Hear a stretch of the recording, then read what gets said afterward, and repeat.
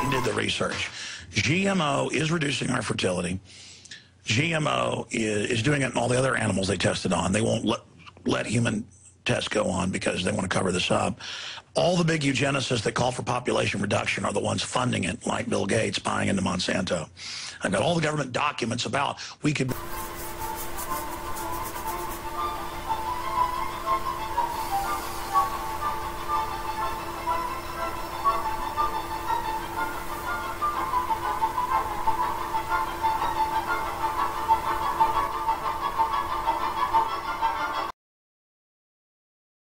So you know it's a military operation where it's banned in Brazil. They catch these companies secretly leasing property and planting their corn on it to infect everything. I mean, they act like it's a weapon because it is. You're right about the mosquitoes, which most people think is just science fiction. They've already actually released genetically engineered mosquitoes in the Cayman Islands, in Brazil, in Malaysia, and they're now slated to be released in the Florida Keys.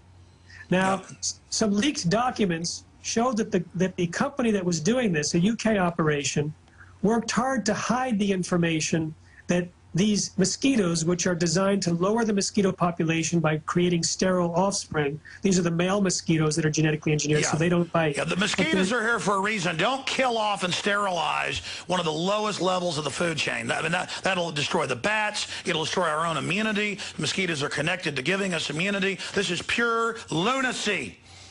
And I don't want to be the person to do the recall of the GM mosquitoes later on when it turns out that there's problems. What they tried to hide was that under normal circumstances, up to 3% of their offspring of their supposedly sterile mosquitoes survived. And that when they're exposed to tetracycline, that number rises to 15%. Now, this means that it's definitely the case that people are going to be bitten by the offspring of frankenbugs.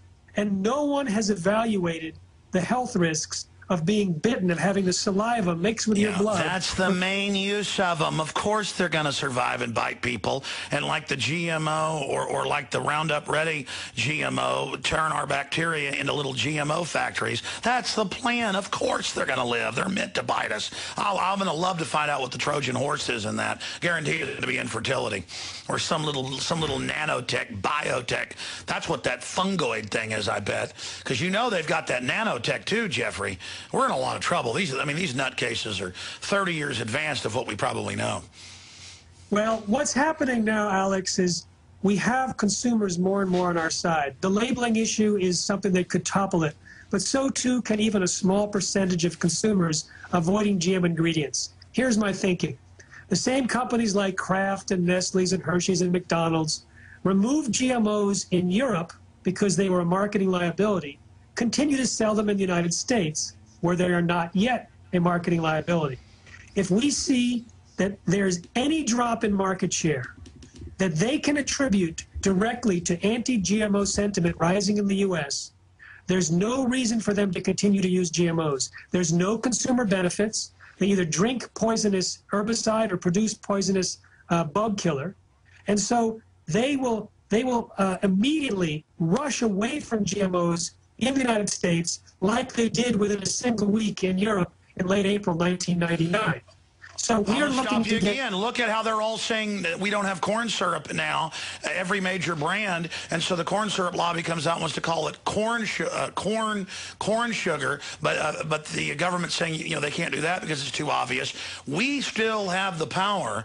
That's why they tell us we don't have power. The minute we stop buying into all their garbage, the minute we get angry and start voting with our purchases, we can overthrow Bill Gates and all this trash in a minute. But you've got to use your power. And Jeffrey Smith, there's nobody out there like you who's fighting these people. It's got to feel good. And I want to have you back up again next week, but I want to go out to break here and do 2 more short segments with calls.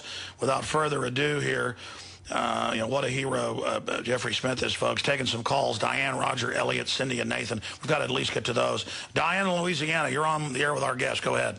Hi, how are you today? I'm good. It's a fascinating show.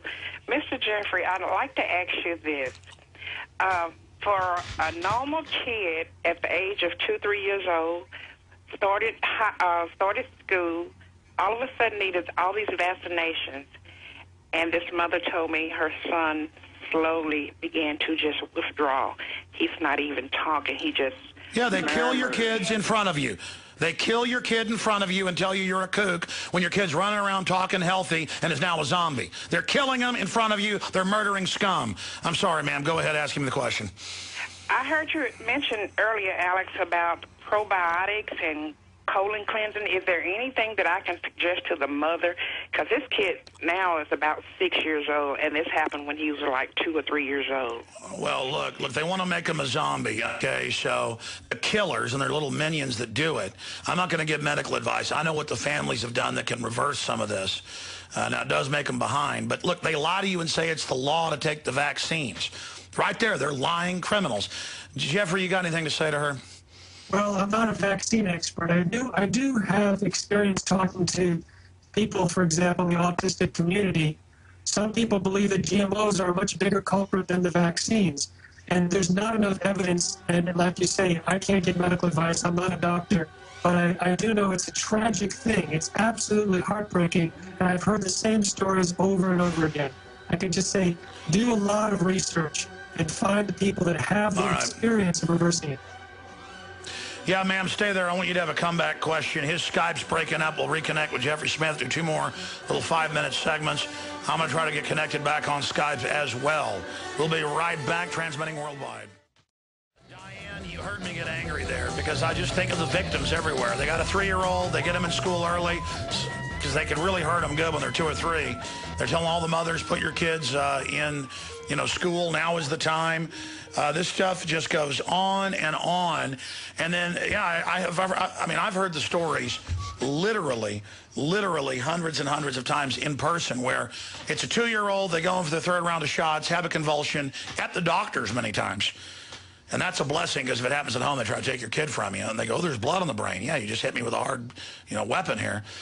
And then they try to take your kids. But the point is, yes, that's part of it. The GMO, now the EPA is saying radiation can be 100,000 times higher in many isotopes, and it's fine for you. It's like evil space aliens run things that want to kill us through human host or something. And I'm not saying that literally, but that would be plausible in a science fiction world of how evil these people are. It's not just about profit. They hate us. Bayer knew for 10 years they were shipping out stuff to hemophiliacs that had HIV and hepatitis in every shot. And it came out they knew and, quote, didn't care. Well, it's more than didn't care. This is sick. Some kind of sacrifice. Anything else, Diane, for Jeff Smith? Okay, I can't remember what year all this was about with the mad cow disease. Do you think this Roundup and all these pesticides are linked to that mad cow disease epidemic we had years ago? Very good point. Thank you for the call, Jeffrey.